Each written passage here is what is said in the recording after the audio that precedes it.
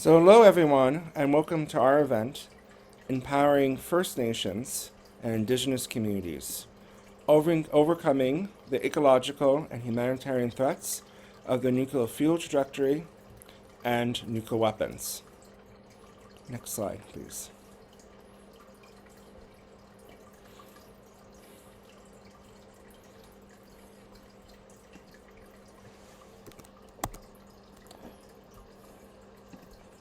So, I'm sorry about this. We're having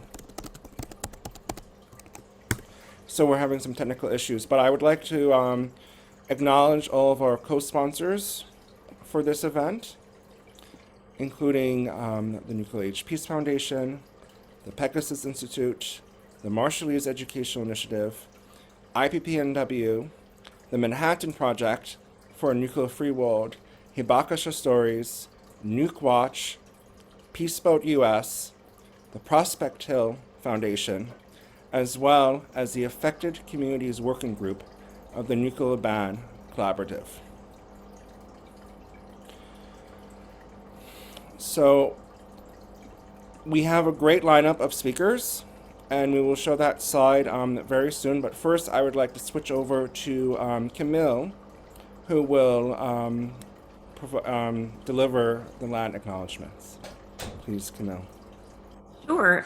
We just would like to take a moment to acknowledge the lands that we are all living and working on. Many of our speakers are from across Canada. I'm going to just quickly mention some of the territories that they're represented. Pawtucket, Dr. Caitlin Turner. Esther is from the Navajo Nation. Peyton is from the Mississauga First Nation. Benetic from Osage, I apologize if I said that incorrectly, Nation, from Springdale, Arkansas, and Perna from the Musqueam, Squamish, and Tusaila Waututh First Nations territory, based in Vancouver. So we just would like to take a moment to acknowledge, again, the lands that we are living and working on. And I'll pass it back to you, Christian. Yes, thank you so much, Camille. Unfortunately, our moderator today is unavailable, so I'll be filling in. And I would like to really, express our deep appreciation for all of our speakers, Dr. Caitlin Turner, Esther Yazzie Lewis, Peyton Benetic, and Priyana. So it's going to be a really amazing lineup. And now I would like to just deliver a few introductory remarks. So this event was originally envisioned to take place on the margins of the NPT Review Conference. The Review Conference would have provided an opportunity for state parties to assess and take stock of the nuclear non-proliferation regime. However, in the courses of those discussions, what we have often seen, especially on discussions related to the nuclear fuel cycle and nuclear disarmament, there's a fundamental issue: the failure to adequately consult with Indigenous people and First Nations. And this is a significant problem. There's no doubt that the nuclear events that have impacted the Navajo First Nation, Canadian First Nations, and the Marshallese community illustrate how both uranium mining and nuclear testing directly impact Indigenous and First Nations people. And therefore, these groups should be at the table during these discussions. Further, as this week commemorates the 1-year anniversary of the TPNW, the Treaty on the Prohibition of Nuclear Weapons. This historic treaty bans nuclear weapons and has a robust set of provisions known as the positive obligations. These obligations require state parties of the treaty to assist both the victims of the use and testing of nuclear weapons, as well as remediate the contaminated environments. Considering the need to enhance and to include Indigenous peoples and First Nations participations in nuclear non-proliferation disarmament discussions, and the need to hold states parties accountable to their obligations to assist victims, most of whom are Indigenous peoples, this event will provide an opportunity for community leaders from both Indigenous and First Nations, as well as activists, to come together, share their knowledge, voice their opinions, and unite. We hope that this event will serve as a platform to facilitate substantive discussions to establish ways in which Indigenous and First Nation groups can work together with all the activists who are on this call, and then hopefully with policymakers as well, to renounce nuclear weapons, nuclear energy, and appropriately remediate the environment and help victims. So without further ado, I would like to give the floor to our keynote presenter, Dr. Caitlin Turner. Please, Dr. Turner, the floor is yours. Hi, can everyone hear me? Can I get like a confirmation that everyone can hear me? Yes. Yes. Thank you. I'm delighted to be here today. My name is Caitlin Turner, and as the slide says, I'm a research scientist at the MIT Media Lab in the Space Enabled Research Group. And I'm also the technology director of a new research initiative at the MIT Media Lab called the Anti-Racism Design and Technology Initiative. And I'm really honored that I've been asked to be the opening speaker for this event and to deliver just a few remarks about the nuclear fuel cycle, its trajectory, and sort of the lay of the land to start us off in this discussion.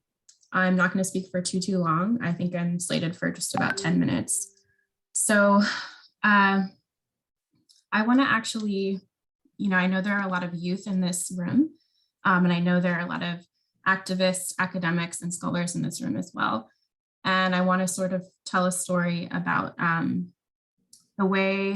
about my own entry into this field. And I think it's relevant to some of the issues we're going to talk about later today.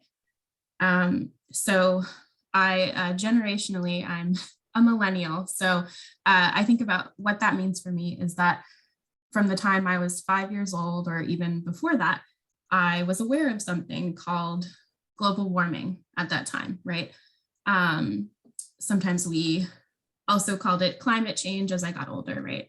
And it was always presented as this dire threat to humanity. The ice caps would melt, the sea levels would rise, the temperatures would warm, and Earth would become uninhabitable. It was, from the time that I've been really in preschool or in kindergarten, this has been, a constant thread. So naturally, as one might do, if this is sort of the awareness that you're brought up with, when I started my higher education in college, I chose to go into a scientific field in engineering in the hopes that I would essentially be using whatever talents or energy the universe has given me to sort of work against this problem, this perennial generational problem of global warming or climate change, right? And when I was a freshman in college at the University of Notre Dame, I remember this slide talking about how, CO2 emissions bad. We need to, change the landscape of energy in order to make a dent in climate change and in the impacts of that. And the slide showed basically, it was from the Energy Information Administration, and it showed the breakdown of all of the energy sources in the United States. And there was another one in the world as well. And it just showed, that like what I think most of us on this call probably know intuitively, that fossil fuels like coal and oil and natural gas made up a large percentage of the world's energy. And then this graph also showed the direct energy to emissions. So things like BTUs or tons of CO2 emitted by each energy source. And so what it looked like was this very concentrated graph of everything on one side that we currently use being bad and being very well integrated into the United States and into the world. And then there were these other energy sources that we saw on, you could see on the other side of the graph. And they were sort of painted as if we could just get our energy portfolio to look more like this, then climate change and CO2 emissions would not be an issue, right? And so, of course, one of those energy sources and energy systems that it talked about was nuclear energy. And, then I learned in one of my classes that nuclear energy was one of the only sources of energy that was viable. It was the term they used often, meaning that it fit well economically into our already existing, electrical grid. We use terms like baseline energy. So they, in engineers, you learn a lot about like intermittent energy sources. So solar, the fact that you can't get solar energy at night, or you can't get wind energy if it's not winning, if it's not windy. And so I say all this to illustrate that, my entry point into this field as an engineer was very much framed by nuclear power. Nuclear energy is a solution. It is a solution. It works well within the grid that we already use. It works well economically. It's safe. There's only been 3 accidents ever. Fewer lives have been lost to nuclear energy than any other electricity source. Things like that, right? It's this like very rosy, logical picture, supposedly logical picture. And so I started working on nuclear energy, basically hoping that by working on some of the, at the time, what I thought were like the kinks that needed to be worked out of the nuclear fuel cycle, that, this would be the best way that I could, contribute to working on the climate problem. And so I'm telling you all of this because I think most of us in this room today, like, think that this is perhaps comical, the way that, the fact that there's so many things, right? One, that nuclear is actually advertised this way, right? As a solution to climate change. When we actually know that, it's not for technical and for socioeconomic reasons. And also, interestingly, that, how it was framed was that, there were just some kinks in the nuclear fuel cycle that needed to be worked out. That if we could just work out some small things, that everything would be fine. And no matter how you look at it, whether it's technical issues, or whether it's economic issues, or whether it's social issues, over the last 12 years working in the nuclear sector, I would say, that framing of, these are just small issues, these are just small kinks, is dangerous and inaccurate. And that's a polite way of putting it, to say that it's dangerous and inaccurate. When we're talking about some of the unique impacts that nuclear energy or nuclear technology has, on the one hand, you could say we're trading CO2 emissions for nuclear waste repositories, of which there really are no functioning nuclear waste repositories in the world. And on the other hand, this completely ignores the technical issue of the technical and geopolitical and social issue of the dual use situation. The fact that nuclear technology is not just an energy technology, and it was actually never intended to be such, right? And then if we even want to get into the issue of these accidents, right? The oft quoted statistic of like, fewer people have died from nuclear accidents than coal or whatever it is, right?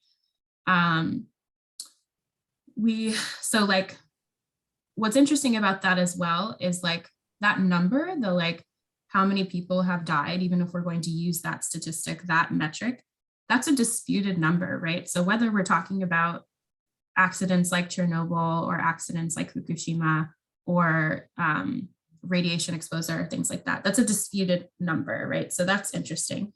But then also even just the suggestion that metric is the appropriate metric to use, right? So I think that what I want to bring my attention to in these remarks and bring your attention to in these remarks is that not even like in that conversation, in all of those pros and cons about nuclear energy or about nuclear infrastructure, there's never, ever, ever a mainstream discussion about inequity, inequality, injustice, racism, whatever term you want to use. That's not part of the discussion. The discussion is entirely centered around how many people died, or CO2 emissions that are defrayed, or the cost of mining uranium versus reprocessing, or all these sort of technical details. And when you really actually dig in to the so-called kinks of nuclear energy, what you find, and of nuclear weapons as well, you find this, and I don't even want to, like, normally I would say the word like fraught to describe a complicated situation, but fraught is actually not the issue. I would say that it's directly, the field is directly linked to racism and colonialism in a way that it's very damning. And so, it's like, whether we're talking about the whole development of the field, and how the initial development of the field was, to advance US imperialism, sort of through World War II, and ultimately the first like fruits of that initial labor of advancing this field, killed hundreds of thousands of civilians, and contributed to nuclear contamination, radioactive contamination of lands around the world where many Indigenous, First Nation, and people of color did live. That's not a part of the field, or about the discussion of the field. Whether it's the fact that, we just, this is maybe one area where nuclear is not unique compared to other energy systems or industrial systems. The fact that we today target communities that are socioeconomically disenfranchised and historically marginalized, historically disempowered, which oftentimes does center First Nations and Indigenous communities, to cite nuclear infrastructure that is more of like a burden sort of infrastructure versus the benefit infrastructure. Or whether, gosh, I mean, like, there's so many examples, whether we talk about the fact that nuclear energy is supposedly this climate change remediation situation, but there are no plans and no significant international networks or collaborations in order to, come up with a situation where the nations that would be most primarily impacted by climate change are primarily the people who are a seat at the table, have a seat at the table of the nuclear conversation. I really could go on, and like, I don't want to go on because I think I've talked now for like 12 minutes, but the point is, I want to say that this field is quite, it's kind of gentrified in a very like ugly way. It's the way that it's marketed, the way that it's branded, the way that many of us approach the field perhaps, or the way that many of us engage with it. It's, the way that we might engage with like a store or a restaurant or a neighborhood that seems so authentic and cute or whatever, and seems like it could be solving a problem and just sort of engineering around a problem. But the more you learn about it, you learn that there are, that there are horrific labor issues, and they've, appropriated recipes from different groups of people that are culturally significant and are not paying them appropriately or compensating them appropriately. Or, you look at a cute neighborhood and you're like, oh gosh, the architecture is just so cute here. And then you learn that people were, Black and brown people were kicked out of that neighborhood in order for, and overly policed in order for it to exist, right? nuclear energy and nuclear technology is completely gentrified in the same way. And it's horrible. And I say that because I know there are some people on this call who are actually very pro nuclear energy or believe that we can, amend the problem. And I know there are some people on this call who are very anti-nuclear energy and believe that we should just scrap the entire thing and, work on reparations and things like that. And the one thing I think that both of those groups of people should have in common is really recognizing and identifying the problem for what it is. These are not kinks to be worked out in a system. These are not, just this is not a tool that right now combats climate change. This is not a toolkit that right now advances equity. This is not a tool with a neutral history or a net positive history. It's not that at all. And in order for there to be any progress, meaningful progress, lasting progress on this issue or on these sets of issues, we really need to identify that problem for what it is and for who it impacts and who it has impacted. So I will stop there, and thanks for listening to my musings. Yes, thank you, Caitlin, so much. I'm certainly looking at in the chat box all the comments. You've certainly inspired many of our participants to think about the profound effects of nuclear energy and the necessity to include everyone, include Indigenous people and First Nations to be part of the discussions. I have delightful news. Our moderator is back. She just arrived. So I would like to pass the floor over to Roj Ali, who's going to be our MC for the rest of this event. Okay, thank you so much, Christian. Our next speaker in this lovely event will be Esther Yazzie Lewis. And just going into her bio is Ms. Yazzie Lewis received a Bachelor of Arts in Political Science and a Master of Arts in Public Administration and in American Studies from the University of New Mexico. In service to her people, Ms. Yazzie Lewis worked with the Navajo people on the Navajo/Hopi land dispute on issues related to environmental and social justice and on uranium problems within the Navajo reservation. As a result, she co-authored the book Navajo People and Uranium Mining. She further certified the Navajo language for the United States District Court for the Southwest states in 1987 and has trained over 350 Navajo people in judicial interpretation at the University of Arizona since 1992. Currently, she serves as a board member of the Southwest Research and Information Center and serves as an advisor for RTT. Today, she teaches conversational Navajo for UNM, continuing education, and at the University of New Mexico main campus. Ms. Yazzie Lewis was inducted into the Navajo Nation Hall of Fame for her work. And just a quick question, have we done the land acknowledgements yet? Yes, we have. Okay, wonderful. Yeah, so please take it away. Good afternoon, everybody. Yate to ahya and hoke leaning schneno, but on the bushes chin. Aro turchini dash chedo last chi dash nalle. And that's my Navajo language.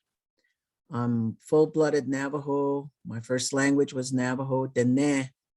And I still speak Dene.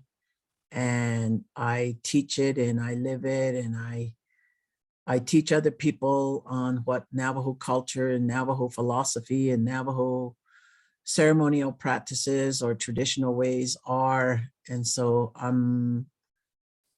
I guess I'm quite an asset to my people because I get people calling me all the time to assist them and help them out. And I still do interpreting in the federal courts and interpreting in other legal aspects and with other areas of election and medical terminologies. So I have a broad,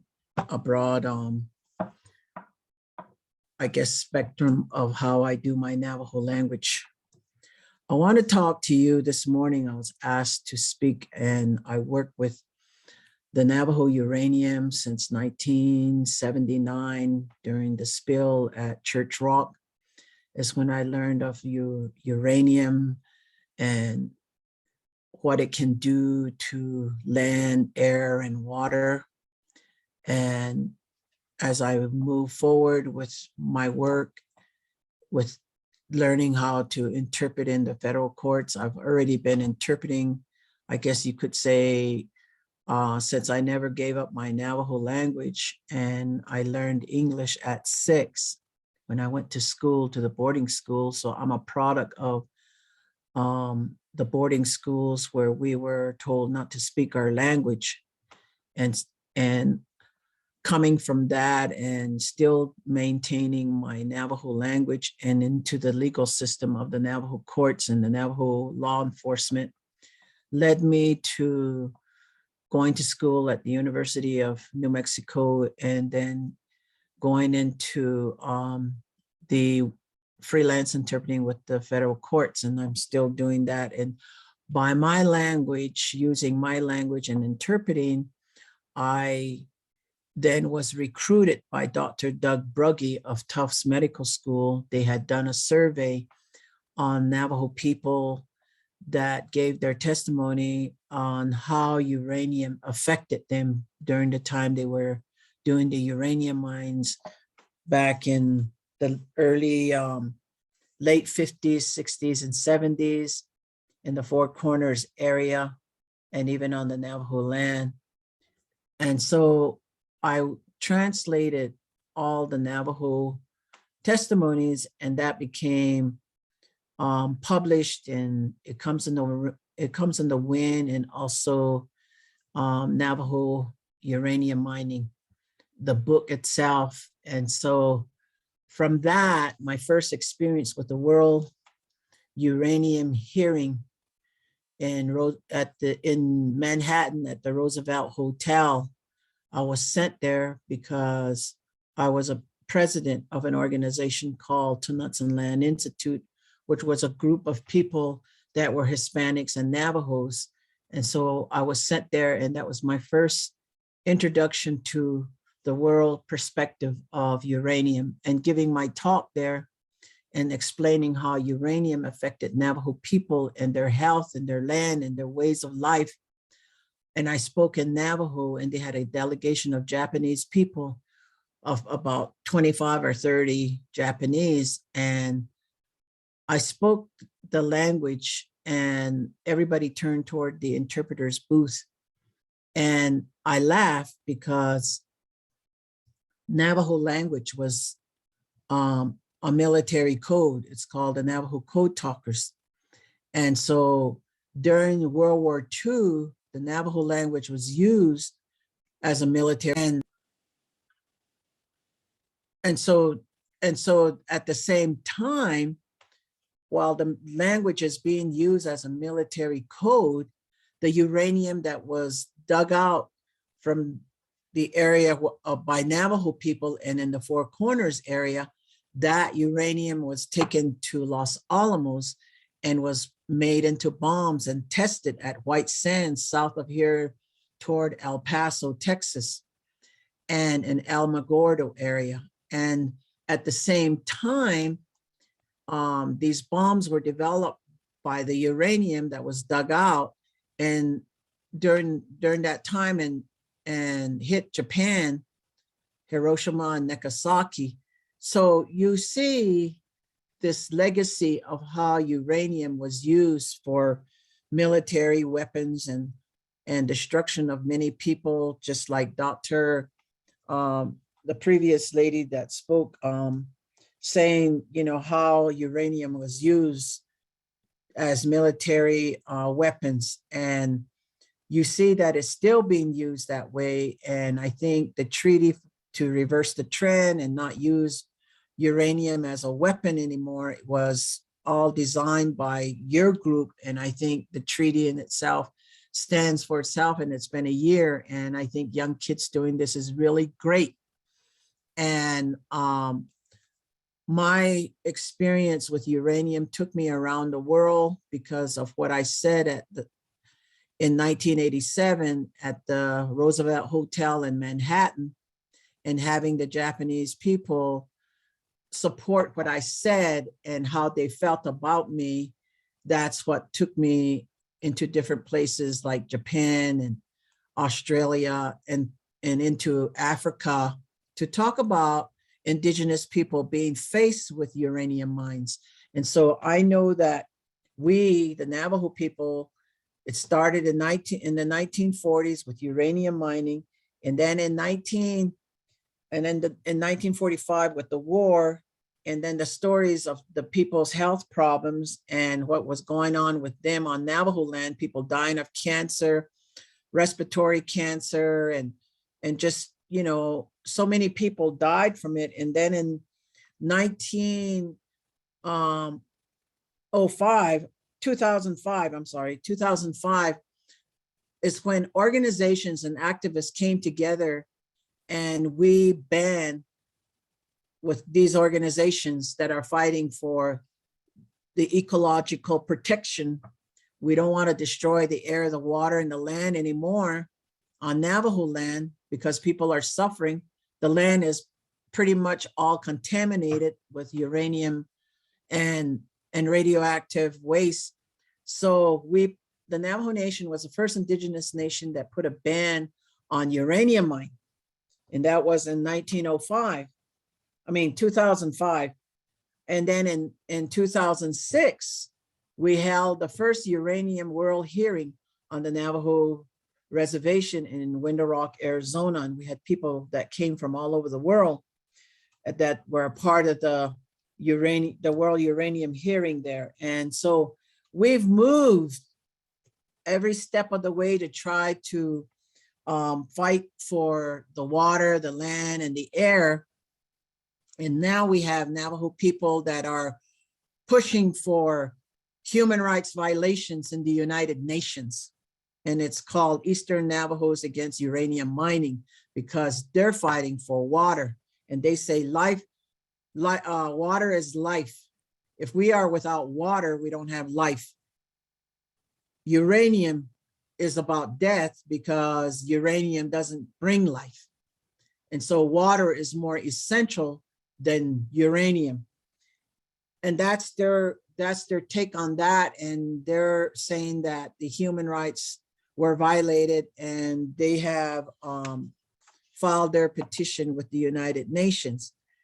So we have done all these, and I'm sharing this with you because the empowerment, the title of this is the Empowering First Nations and Indigenous Communities. And I think as long as Indigenous people present their case of how they were affected by uranium and health hazards that are still impacted. I work with an organization called Southwest Research and Information Center, and I've been with them over 15 years. And my part about being a part of the Southwest Research and Information Center is that they study uranium. They're the only ones out there doing things with Navajo communities. They have collaborated with the University of New Mexico Medical School, so they study air quality, water quality, and now the birth cohort study. We did those three things and others, and now we're into how do we help the people that have health problems. So now the medication of zinc, if we can use zinc to help people to feel better about themselves and fight, their health problems. And so that's where we're at with our organization with Southwest Research. And I'm also a part of another Navajo group called the Nest Center for Research and Evaluation.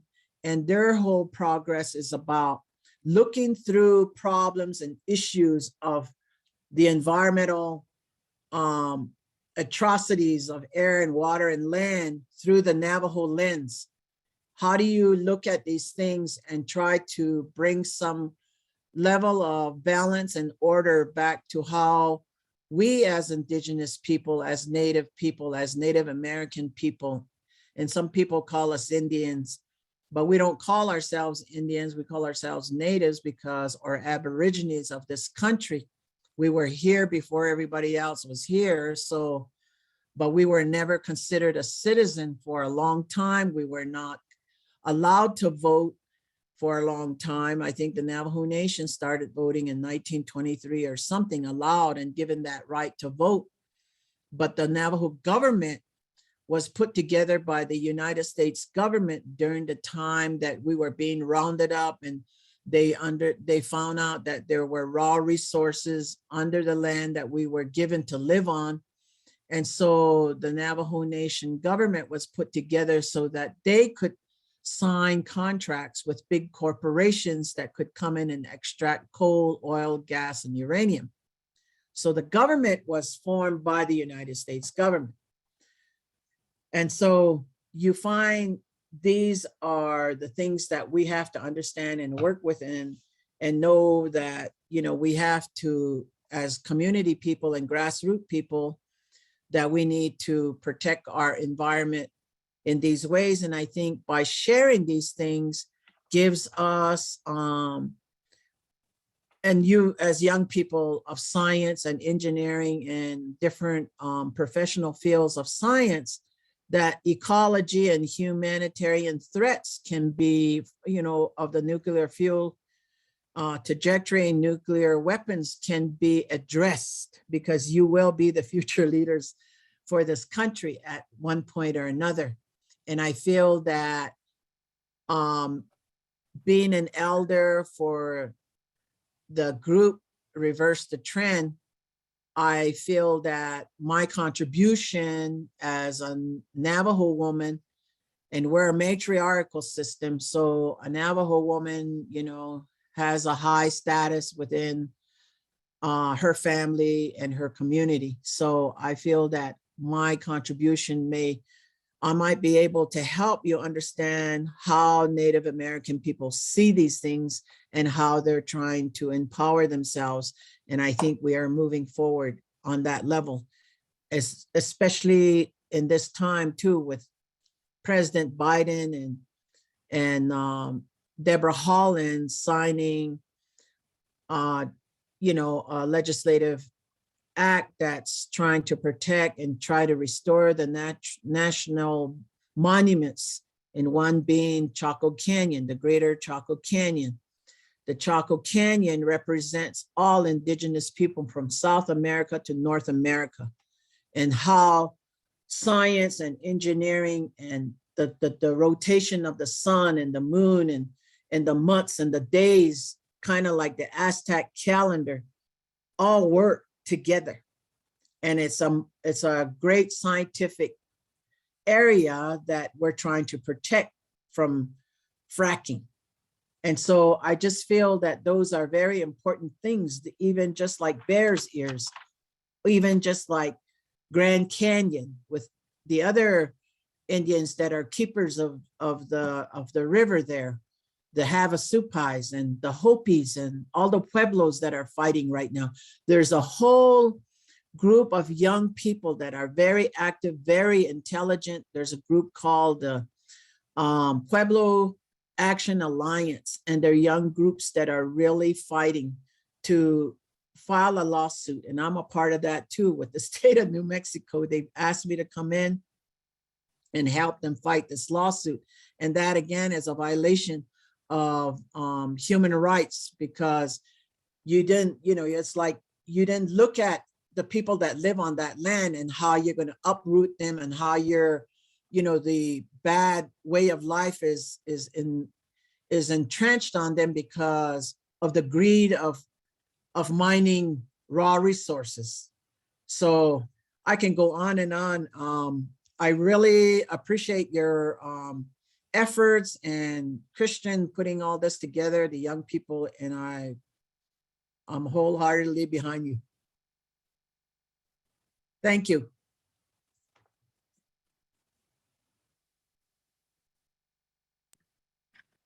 Thank you so much. That was all very enlightening, and there's lots to take away from that. Our next speaker right now will be Peyton Pitawannakwat, a community member of Mississauga First Nation. So, Ani, Peyton Dijnakas, Mizwazaging Donjaba, Ni Michisagi, Minogijagad. Greetings to you all. I want to say that I'm so grateful to be here. My name is Peyton Pitawannakwat. I am sitting here today on Robinson Huron Treaty territory. This is the territory of many Indigenous communities, one of which is my home. Mississauga First Nation is signatory to the Robinson Huron Treaty. This treaty was signed by the Crown and Ojibwe chiefs in the year of 1850. Chief Ponkiash had signed on behalf of the Mississaugas, describing our land as between the River Mississauga and the River Penawabakong up to the First Rapids. Our current land base is approximately 20,000 hectares. However, our traditional territory extends far beyond the confinements of false borders.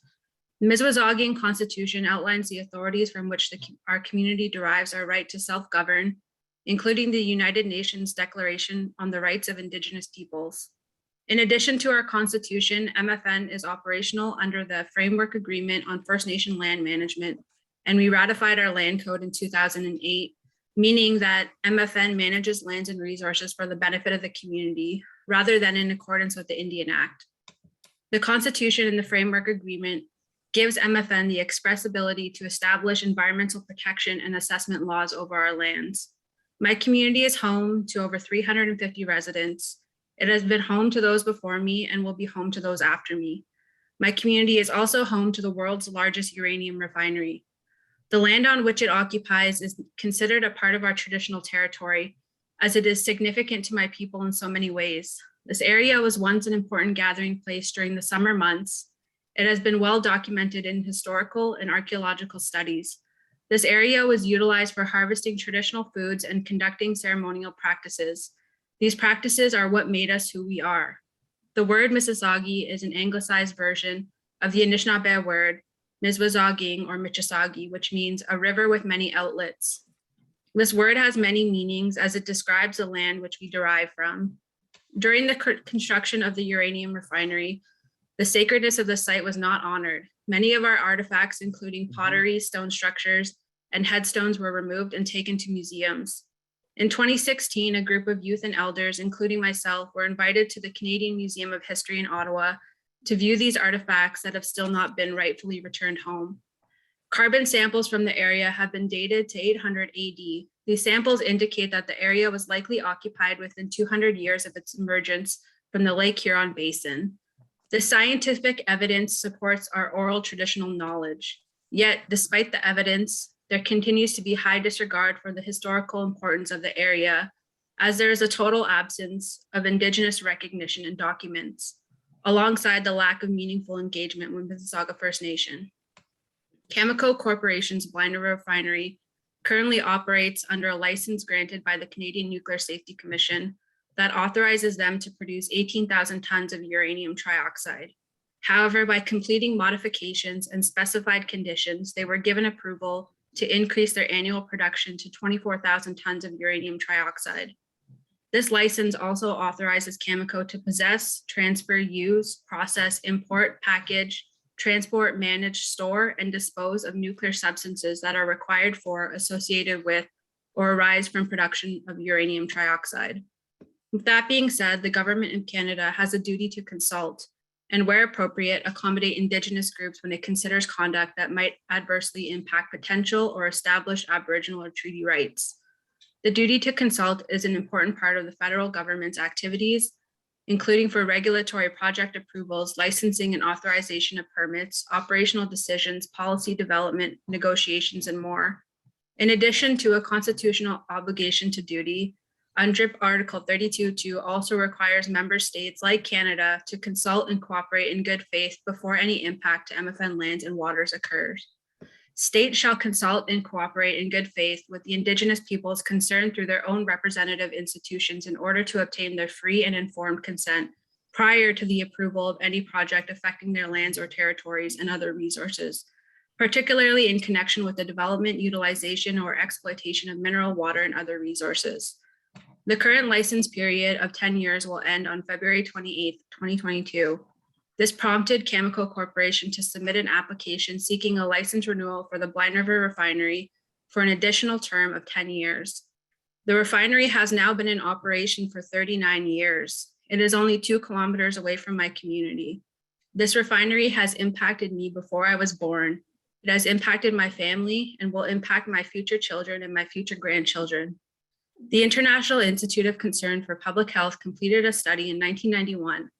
The study conducted a series of environmental and health tests which indicated that the local vegetation, including medicinal herbs, commonly consumed by the band, show levels of uranium which are substantially above the background levels measured prior to the startup of the refinery. The report also concluded that combined effects of uranium in drinking water, soils, and vegetation on reserve, as indicated by preliminary testing, poses a potential health risk to band members, and that the Aboriginal lifestyle involves more than the usual Canadian dependence on locally grown food or caught fish and game. The use of herbs for medical purposes and the high level of uranium in drinking and irrigation water were unanticipated when air emissions were set for the chemical uranium refinery.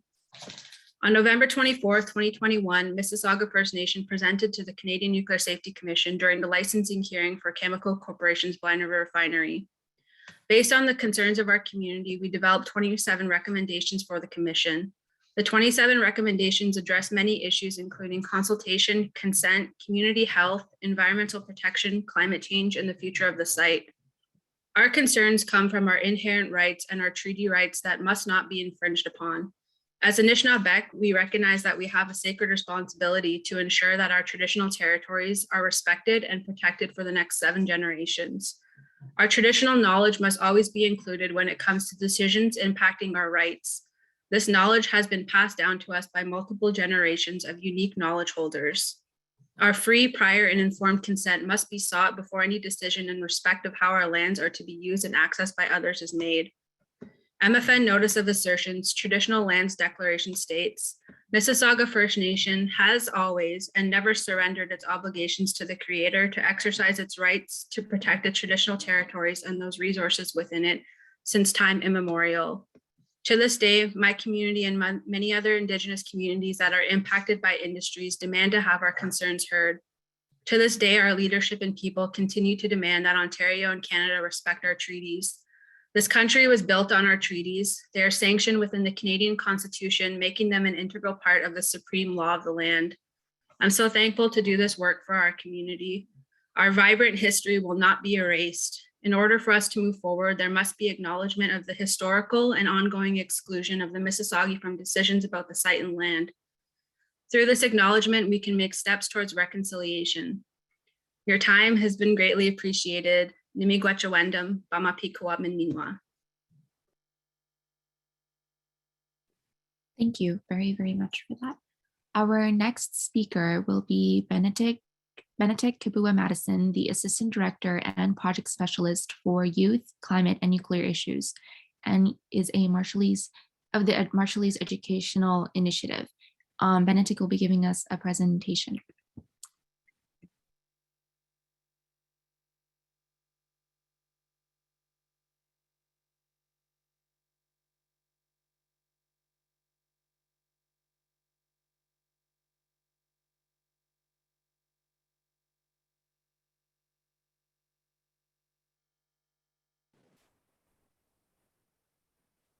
Can you all hear me? Yes. Okay.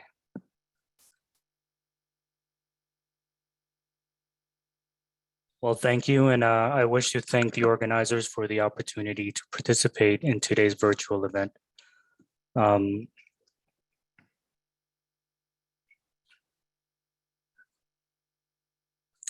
So this presentation will highlight why the Marshallese are here in the United States, the ongoing consequences of the US nuclear testing program and climate change in the Marshall Islands, and what Marshallese are doing today to address the climate and nuclear nexus impacting our community. So the Marshall Islands are made up of 5 islands and 29 atolls, and it sits on a vast ocean in the North Central Pacific between Hawaii and Guam. With a mere 70 square miles of land, it is scattered across an exclusive economic zone of 1 million square miles that unifies and separates the islands and atolls that make up the low-lying island nation, home to a small indigenous population.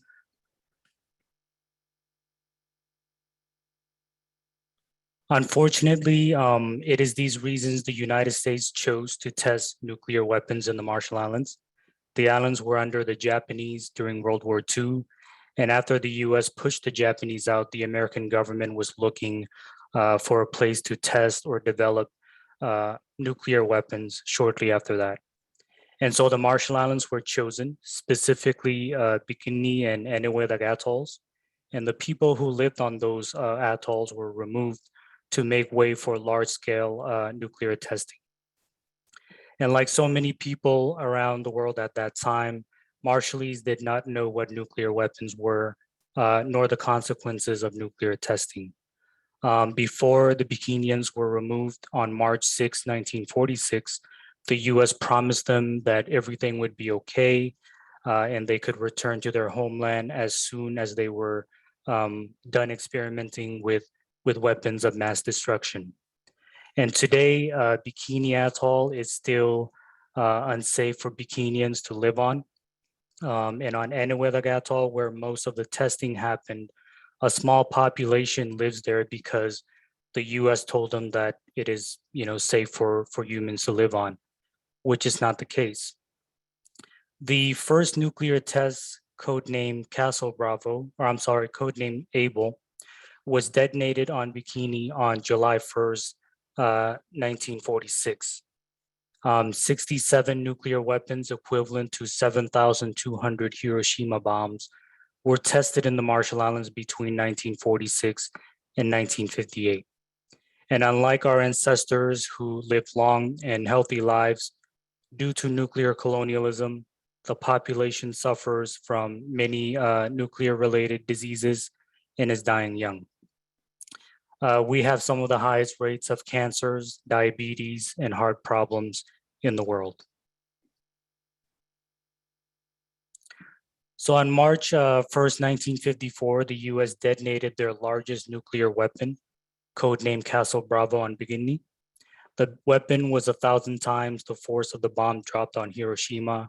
And the fallout affected many atolls and islands in the country, especially Rongelap Atoll. Locals thought the fallout was snow, so people had skin burns, hairs were falling out, and soon people were getting sick with cancers and women gave birth to deformed babies, many of them with no bones. The US's response was that Castle Bravo was a miscalculation. But after examining US government documents, US scholar Holly Barker wrote about the plight of the women on Rongelap Atoll, who were part of a then secret study by the doctors under the Atomic Energy Commission, today's Department of Energy, called Project 4.1, originally titled Study of Response of Human Beings Exposed to Significant Beta and Gamma Radiation due to the fallout from high-yield weapons. And the study happened 6 days after Bravo, and those studied were enrolled without their consent. The people of Rongelap were returned to their contaminated atoll 3 years after Bravo and stayed there until Greenpeace evacuated them in 1986. So the Trust Territory of the Pacific Islands was an agreement between the US and the United Nations. And although the agreement was established in 1947, a year after the US began testing weapons in the Marshalls, the agreement solidified the United States' use of the islands for nuclear testing. The Marshall Islands became a strategic area, which meant that the United States had total control of the islands and the population. Under the agreement, the US was supposed to care for the health and well-being of the Marshallese people, but the US did not live up to its obligations because it destroyed the environment and people's health. In 1986, the Marshall Islands and the US signed an agreement called the Compact of Free Association, allowing Marshallese to come to the States without visas for education, health, employment, and other reasons that attract people to the States. And the treaty provides economic aid to the Marshall Islands. And in return, the US has a military base in the country. And although the agreement stems from the nuclear testing program, it does not address the ongoing biological and ecological nuclear problems. The compact is set to expire next year in May, but the Biden administration has yet to negotiate with the Marshallese government. We're hoping to have a deal that will address the nuclear legacy and provide adequate compensations. Not only are we dealing with nuclear issues, but we are also on the front line of the climate crisis. The Marshall Islands are 2 meters above sea level on average, putting the country at risk of vanishing under the water due to rising sea levels. In the 1970s, the US sent 8,000 participants with over 2,400 non-military and 5,600 active military personnel to construct a tomb on Enewetak Atoll called the Runadome. It is a nuclear waste storage. However, it is leaking into the fragile environment. It is a concern that the Marshall Islands government has raised with the US countless times. And in fact, the US Congress instructed the Department of Energy back in December of 2019 to assess the dome. And a report came out the following year, June of 2020, basically saying that the dome is fine and that there's no leak, which is not true. And so sea level rise and nuclear waste in the Marshall Islands are significant problems that Marshallese cannot and should not have to address alone. We only emit a tiny percentage of the global greenhouse emissions, and the nuclear waste does not belong to us. And scientists have warned that if the country were underwater today, the structure would break open, releasing 3.1 million cubic feet of radioactive soil and debris, including lethal amounts of plutonium.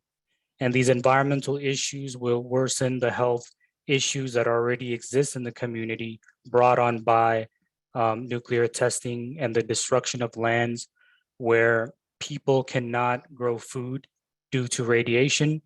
So they depend on the importation of unhealthy foods such as ramen, rice, canned food, and so forth, contributing to diabetes, heart problems, and other chronic health issues.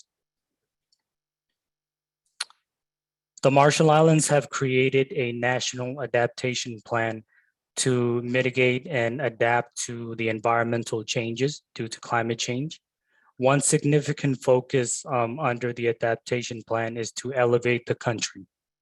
And the cost of maintaining the status quo over all of the islands and atolls over time is huge for a small island nation. The government believes it will be in the tens of billions of dollars. The Marshall Islands has a long history of advocacy for nuclear justice, dating back to the United Nations trusteeship of the islands when the United States began its nuclear testing program. Marshallese leaders and community members, together with allies around the world, have been fighting for justice, and within the last 4 or 5 decades, fighting for climate justice. The Marshall Islands led a nuclear lawsuit against nuclear weapon states in 2014 with the help of the Nuclear Age Peace Foundation. We did not win the lawsuit, however, it did receive international attention. There is a group of nations called the Higher Ambition Coalition, and the Marshall Islands created this group during the Paris climate talks. You know, while big emitting countries were still undecided on whether to sign the Paris Agreement or not, the Marshall Islands was working behind the scenes to get 190 plus countries to sign on through the Higher Ambition Coalition. But aside from the Paris Accord, Marshallese leaders and community members have participated in COP meetings and other important conferences for Marshallese to take part in. And for decades, Marshallese have used mediums such as songs, poems, paintings and drawings, skits, movies, and other forms of protest or activism to share our nuclear and climate stories with the world.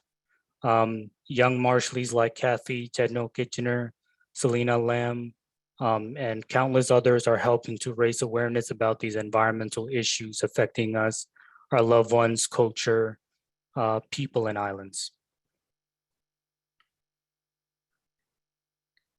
So one of our goals at the Marshallese Educational Initiative, together with the Reverse the Trend, is to educate young people about the twin issues of nuclear and climate change. And last year, several Marshallese youth participated in monthly workshops led by lovely Yamayam and Christian. 6 Marshallese youth, including myself, wrote this poem called A Journey Home. And it is a poem that reflects on the different places that each of us calls home, whether it be Arkansas, where the largest concentration of Marshallese resides outside of the Marshall Islands, our ancestral homeland, or our planet. It also reflects the importance of land to Marshallese. Like other cultures, land is a part of our Marshallese identity. And so without further ado, we'll listen to this audio of A Journey Home by Marcina Langren. And apologies because the video is not ready yet, but hope to share that in the coming months.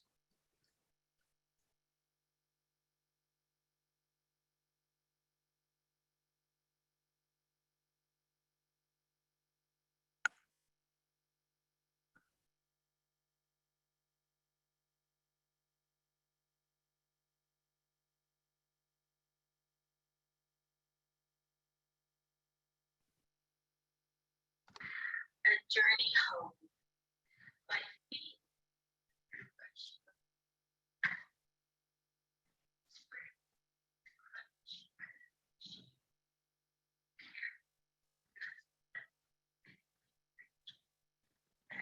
this place.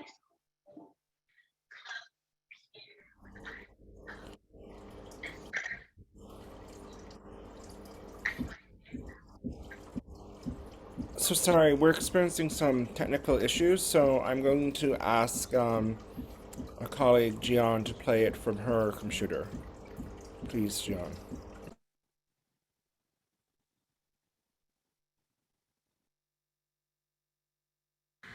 A journey home. My feet move through fresh mud after the rain. Spring leaves crunch under my shoes, careful not to step on the many-legged creatures that call this place home. Clouds appear when I breathe out. This earth is my home too. I find new paths every day, souls full of memories that I have made. Home is in the stillness.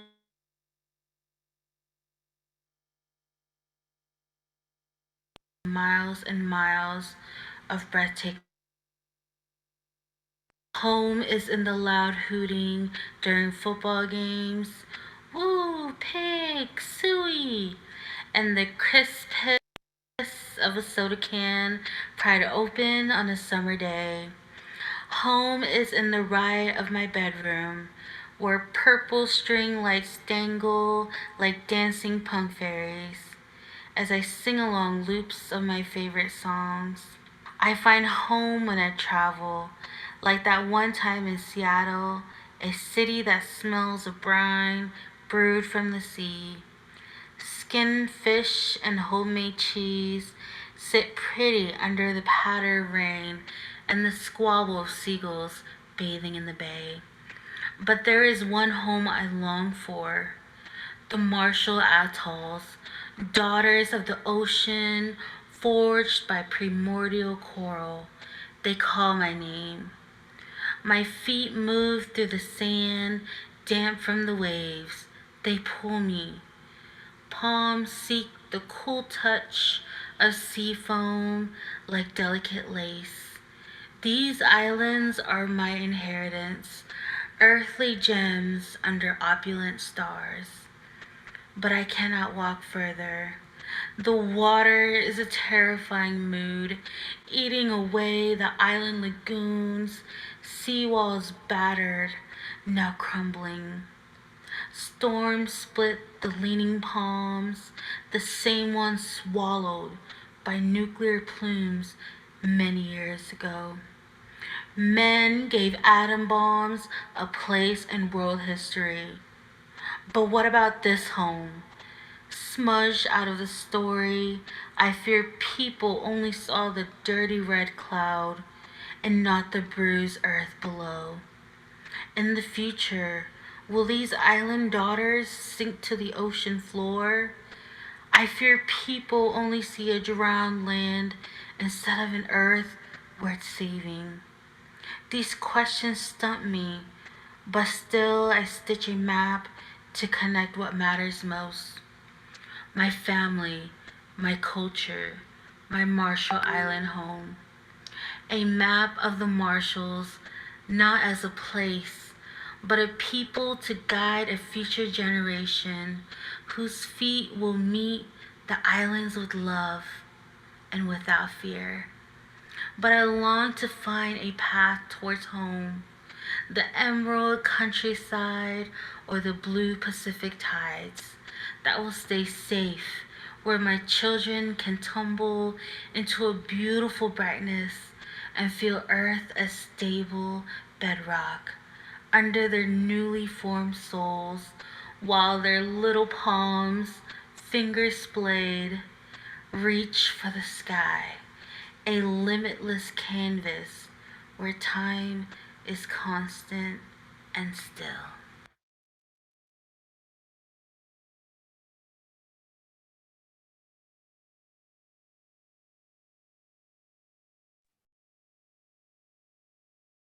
Thank you so much for that.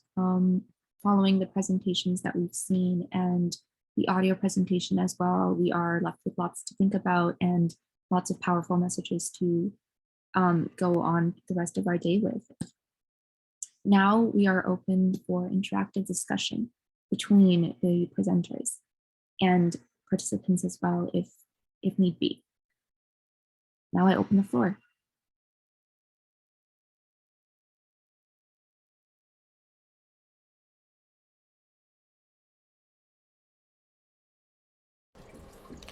So please raise your hand in the virtual, please use the raise hand function, or please submit your question in the chat box.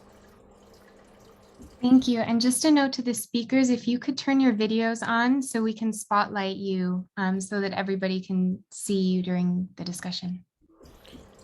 Yes, and I think that as people are preparing their questions, I know, Emma, we have, there are some questions that have been submitted already to us, correct?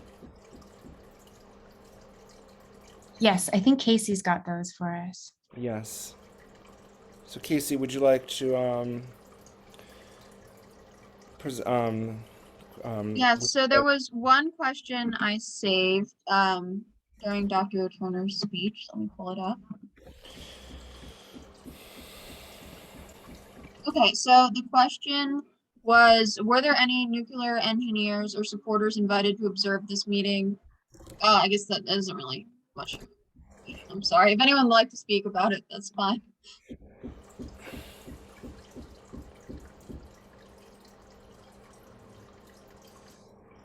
So I know that there were Casey and the team prepared questions already in advance, so perhaps one of those questions can be posed. Thank you. All right, I'll read one now. So the first question we have prepared is, what do you believe is needed to start for countries like the United States to take responsibility for their past use of nuclear weapons and the continued effect they have today?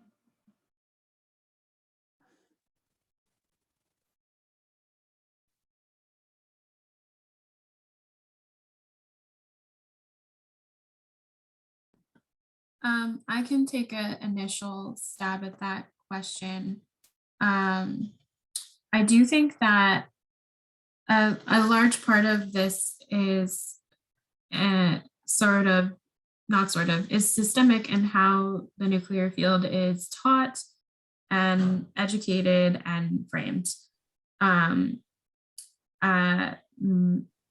it's very uncommon for courses in a nuclear engineering program or a radiological sciences program, which is, of course, oftentimes the entry point to what the community recognizes as expertise on these issues, or the way that knowledge is produced in this form or in this field. It's very uncommon for those courses, those forms of advancement to include any discussion about any of these issues, or just about, the anything beyond the technical advancements and sort of the policies that one must learn to, design a reactor or or work in the weapons space. And I think that it's really like, it's not criminal, obviously, like it's not literally a crime, but in some ways it is like morally criminal, that we're and ethically criminal, that like this is an entire field that it's not as if there are fringe, sort of like fringe impacts to human life and to specific communities in particular, but this is very systemic in the whole field. And I think a really great point of action, a one starting point could be like if every nuclear program, for example, committed to having at least one course, but even just one course as a required part of, an engineering curriculum that was about the legacy or the human cost or the legacy of inequity that this field has created. That does not exist right now. And if it does exist in places, it's an elective, it's a specialty, it's a fringe thing, and this should really be embedded into the process of what it means to become an expert in nuclear technology.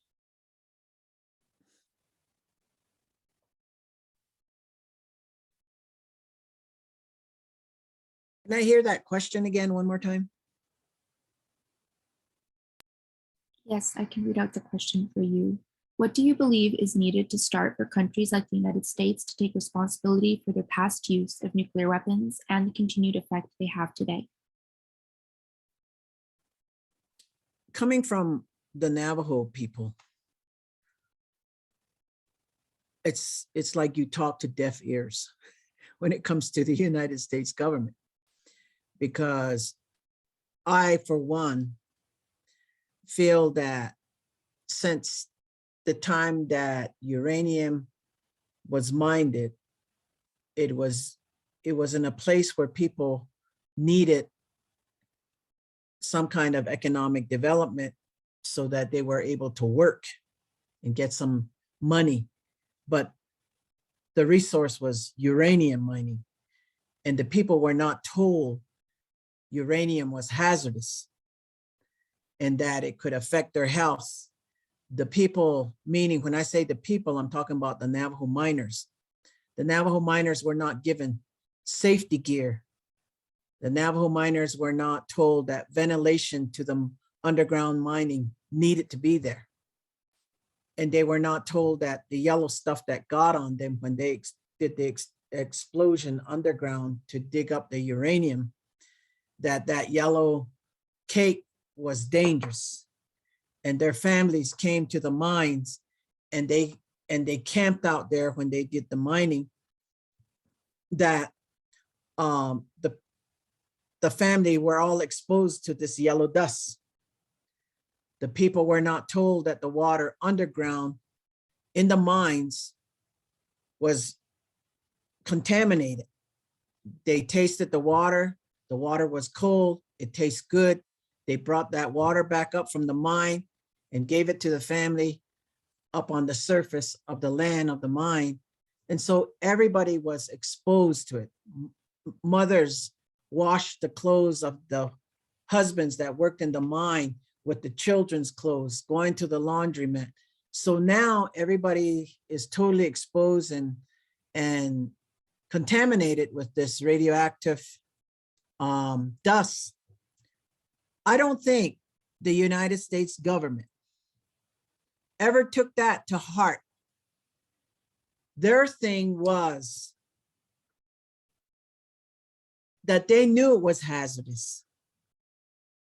And they wanted to see if how long it would take for the Navajo people that worked in the uranium mines, what would happen to them. It was like a study. It was a study. So the Navajo people were studying a research of uranium mine at the same time mining the uranium mine so that they can be used for nuclear weapons. It's ironic that they would put Navajo people at jeopardy of their lives, even as up to today. The abandoned mines that are not taken care of, the companies came and left the mines. The people thought that it was safe to use those materials that were left behind to build their homes. The geyser counters, it exceeds uranium, natural uranium standards, and it's a mess. And so my thing is, how is the United States gonna be? That's why I said deaf ears. They don't understand, and it doesn't matter to them. And I feel that this is genocide. I feel that this is racism. From the beginning, when we came, we were not, they came here and they made a government and they wrote the Constitution, and it was only for their Constitution. It was not the Constitution for the Navajo people or Native Americans in this country. We were not citizens, even though we lived on this land before they came. We were not citizens. We were not allowed to vote.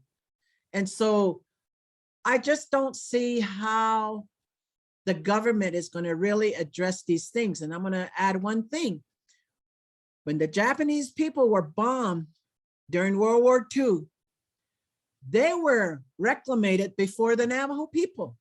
The Navajo people dug up all this uranium and the industry of nuclear weapons, and everything was moving forward. The Navajo people were never recognized as there should be some reclamation given to them. The Japanese people got it first before the Navajo people. And that says to me that there's some level, and I know that Dr. Turner kind of brought it up, you know, there's good things of nuclear power. It's good for reversing, I guess, the climate change, but it's not good in the sense of health. It's not good when a bomb hits and so many people die all at one time. How is that good? And then you got the climate change, all the fumes that are going up into the air. I read somewhere that since they can't find a waste dump for the uranium, that they're trying to think that maybe they can put it up in space so it can float around up there in the air, in the atmosphere. And then that becomes a part of the air that we breathe. It just doesn't have any, to me, it doesn't make any sense. The thing that we did in Salzburg, Austria, was that we said, indigenous people that were there, we said no more uranium mine because it has affected our lifestyle. It's shortening our lifestyle. We're not living as long. We're dying of cancer, different kinds of cancer. And we took it up to the Alps. We drove a bus up on top of the Alps that looked like the bus was gonna fall off the mountain, risking our lives just to put something high above the ground to maybe believe that the spirits and the creator can help us, not the United States. That's the way I feel. I think that the United States government, if they're gonna do something, it has to change drastically, and I don't think that's coming soon. If I answered your question, I just come from a real defensive mode, and I have a passion for it because I've seen my people cry. I've seen my people suffer. I've seen people how they're hauling water, and because their water is so contaminated, they have to drive hours to bring water in. I don't understand. If in Navajo land, we don't have any infrastructure.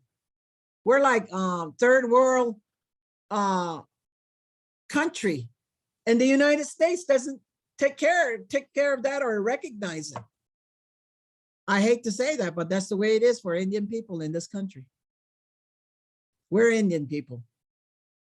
And Black folks are just the same way when they're treated just like us. We're part of, if you're not that Caucasian race, then you don't have a level of leverage to support your case unless you have attorneys and try to fight your case. But that's a long stretch because everything takes its time to get where it needs to go. And I just don't feel there's really anything at this point to really try to, that's why I say our complaint is on deaf ears.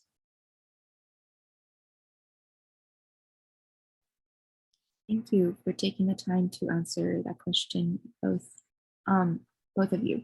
It was great to hear your responses. We did receive another question from the chat, and this question reads, how can we reconnect the needs of Indigenous communities with the needs of nuclear countries? So whoever would like to take on that question first, feel free.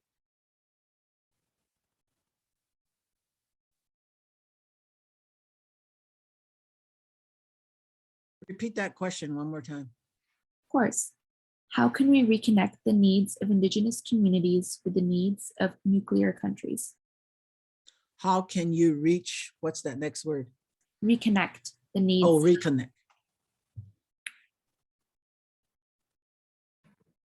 I'll take a shot at it. I'm gonna say, oh, go ahead, Peyton, go ahead. I was just going to say that the needs of Indigenous communities aren't in alignment with the needs of the country and nuclear industry. When we think about an Indigenous perspective, we think about the way that the land and the people and the animals and all that is interconnected. But when we hear these reports and these technical people come to our communities and share these stories about how the impacts are below the standard, they're below a certain standard, but we know that our land is being affected. We see the impacts on our river.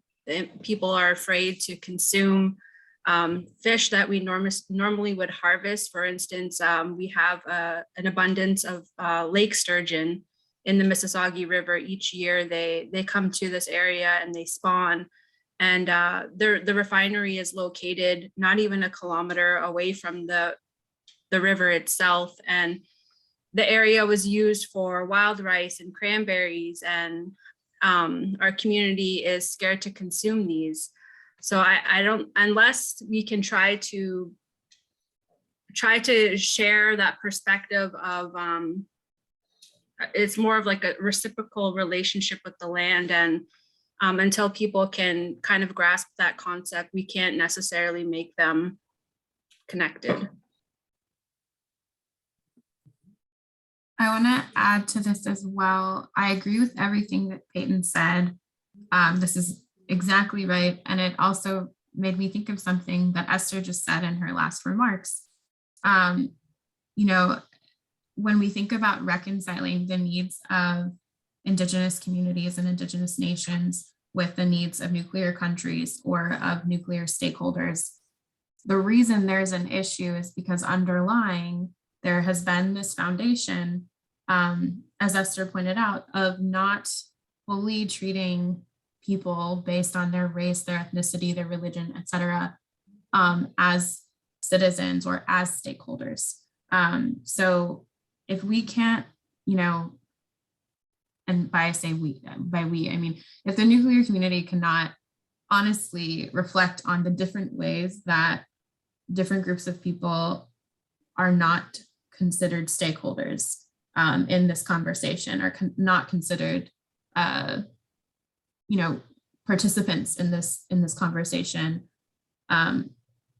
it will never be reconciled. And so, you know, there will be different approaches, you know, to try and convince people in a different way that this is good for you or whatever. But if, you know, when someone is an equal stakeholder in a conversation, you listen to them, you take in their point of view, and you allow that point of view to really change your preconceived notion, and both parties do that, right?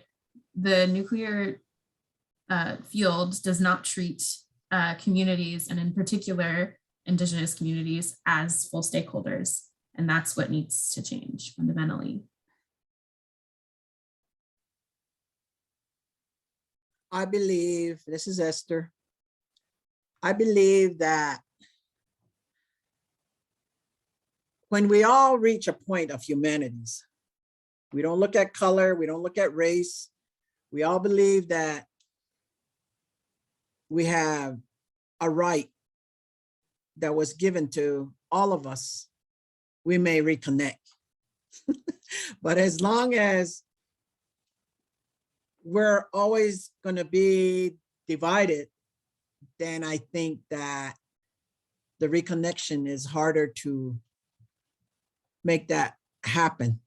And I think reconnection is only from, say like the electronic satellite internet or anything falls off the grid, and we're all in a need of survival.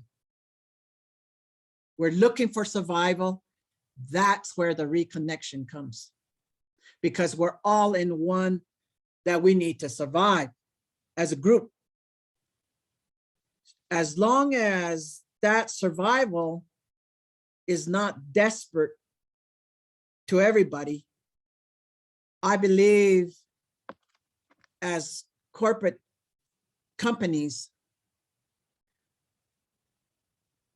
have desecrated not only Mother Earth, but the water, the ocean, the Atlantic Ocean, the Pacific Ocean, by dropping bombs and testing bombs like the Marshall Island report. Then you got the law of gravity also acting. As long as you are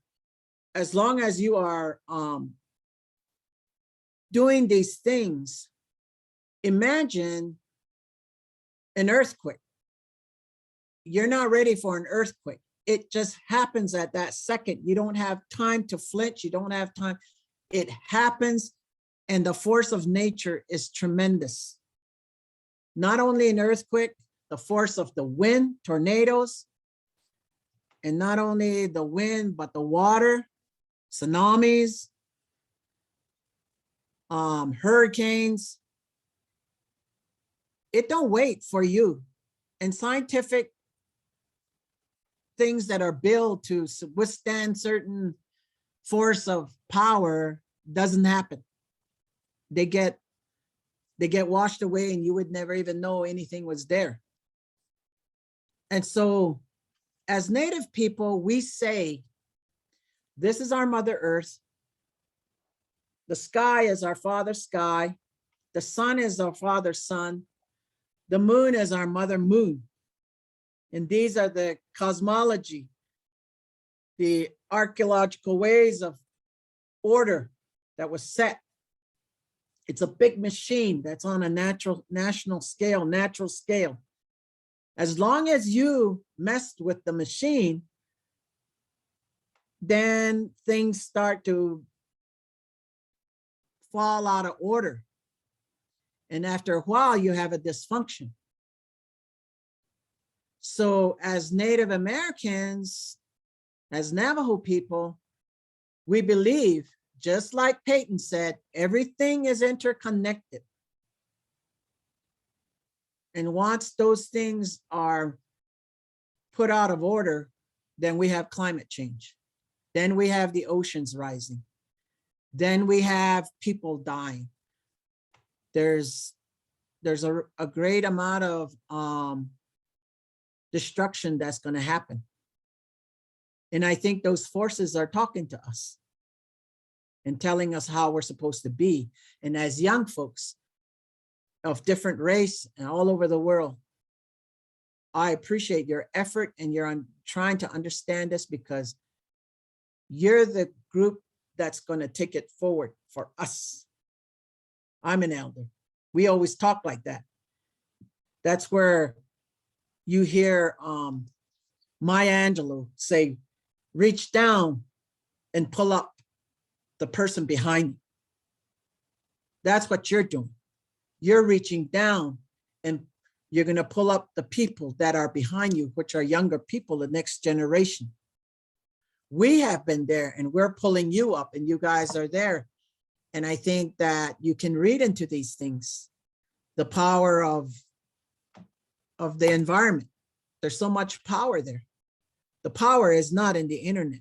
The power is not in nuclear energy. The power is in the natural forces of air, water, fire, all these things.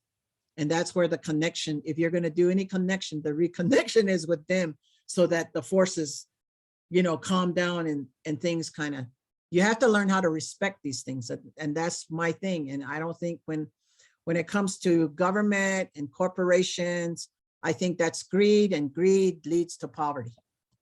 That's the way I understand it as a Navajo person. Thank you. Thank you for taking the time to answer to all of our speakers. Our final question today will be, the cancer rate has escalated at Mississauga First Nation. Is this because, give me a moment, is this because Cameco Uranium Refinery is 1.6 from our community and Cameco site located beside Mississauga River?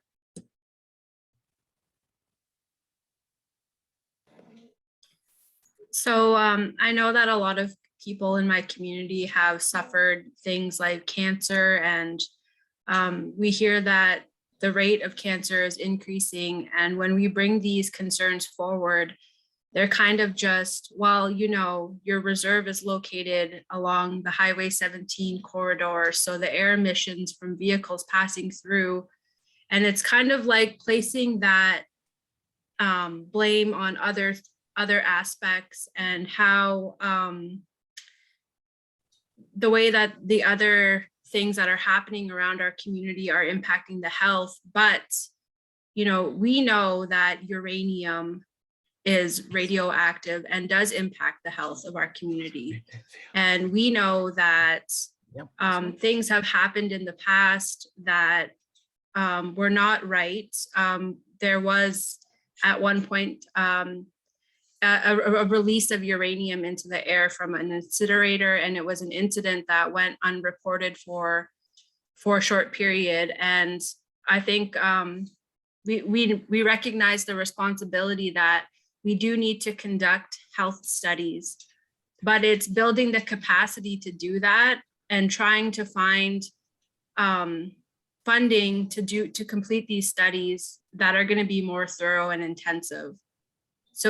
So until we can get that data, we can't necessarily say that it's because of one thing, but we know that it is.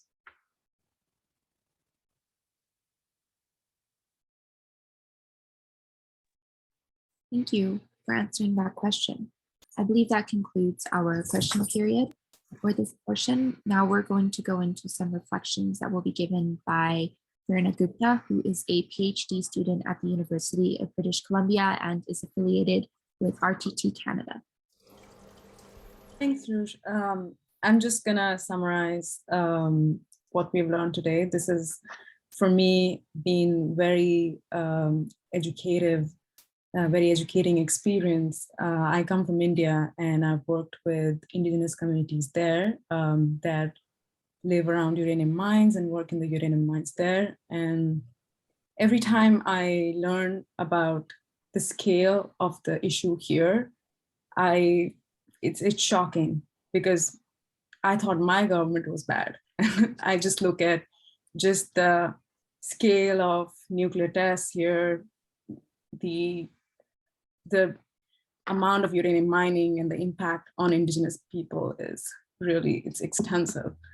and it's very shocking for me. So just going over, I'm just gonna go over what I learned today. And our first speaker was Dr. Caitlin Turner. And she talked about growing up with the threat of climate change, as a lot of young people are growing up today, and being told that nuclear energy is a solution to that, and was indispensable in the fight against climate change. But in her own training as a nuclear engineer, she learned about all the different challenges, technical, social, and economic challenges that nuclear energy has, and how this kind of technical discussion keeps away the real discussion that we need to have on nuclear issues, that is equity and justice. Then our elder Esther Yazzie Lewis reminded us of how important it is to hear Indigenous communities' experience of nuclear fuel cycles. She talked about uranium mining in Navajo nations and the impact of land, air, and water there. Her experience with working in these communities and collecting all the different testimonies from people who had suffered the impacts of uranium mining. She talked about how, and we are very grateful to have her experience to make us understand how Indigenous people's perspectives on these issues can really help us understand more deeply what needs to be done. So we're very grateful for that. Then we moved on to Peyton, and she from the Misagua First Nation. And she talked about the construction of uranium refinery in the sacred, which was constructed after the sacred lands were desecrated of her community and were transported to museums. There was no regard for the historical importance of this area. She talked about a study that was conducted in 1991 that showed that the vegetation and the water in that area had very high levels of uranium, much higher than before the construction of the refinery. And the struggle of Misagua Nation to be heard by the US government continues to this day.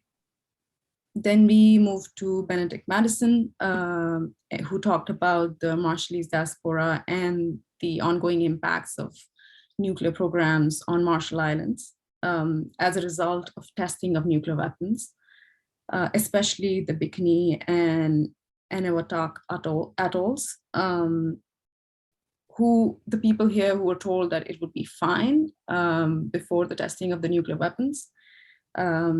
There were about 67 nuclear weapons that were tested, and the populations there continue to suffer from health impacts. And a lot of people are dying young there now. She talked about the incident and the testing of Castle Bravo that caused a lot of suffering.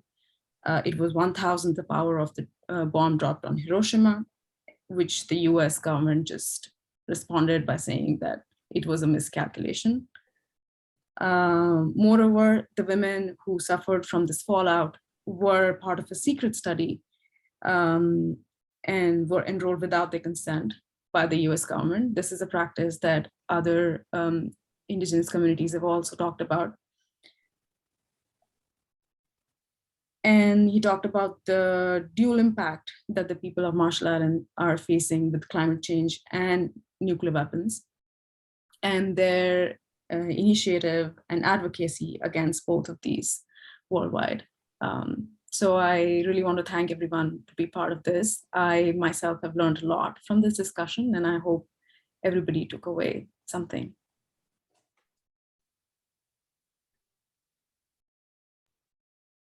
Thank you, Prerna, for summarizing the presentations that were given. And thank you to the rest of our presenters for their powerful remarks. As of now, Reverse the Trend operates in several chapters, including Canada, Japan, South Asia, and Korea.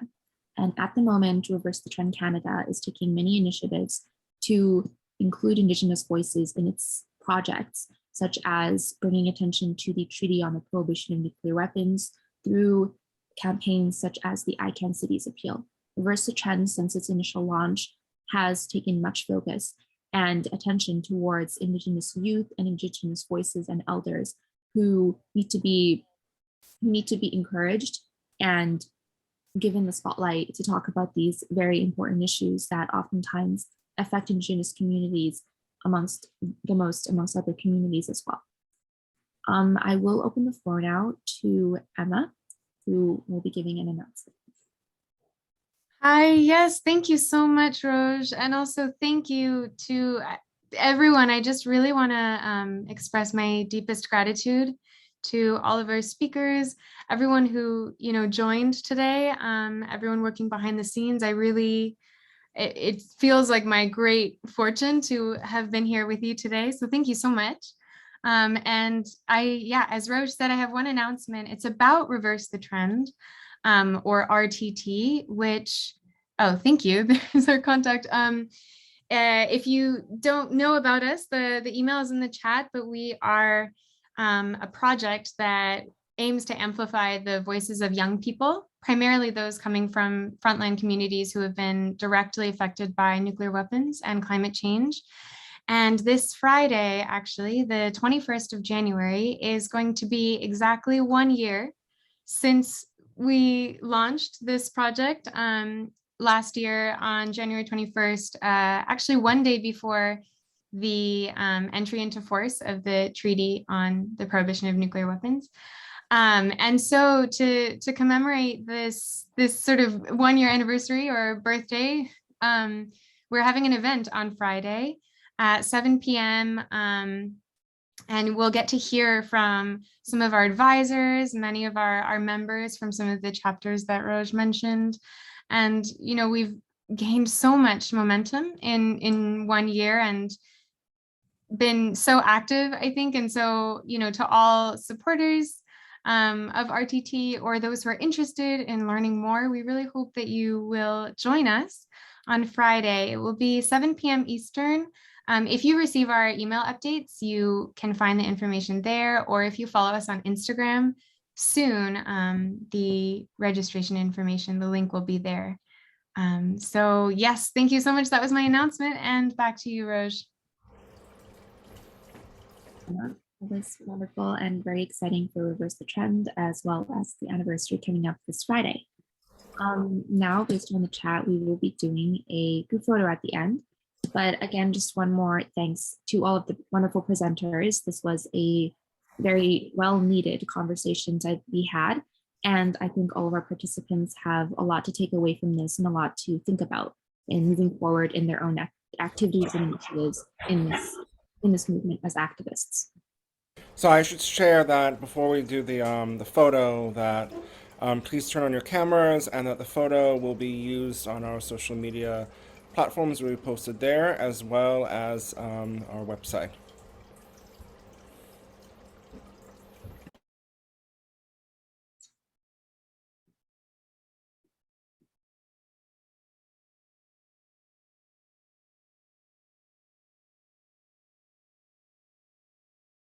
We're just waiting for a few more people to turn on their cameras if they would like to be featured in the photo.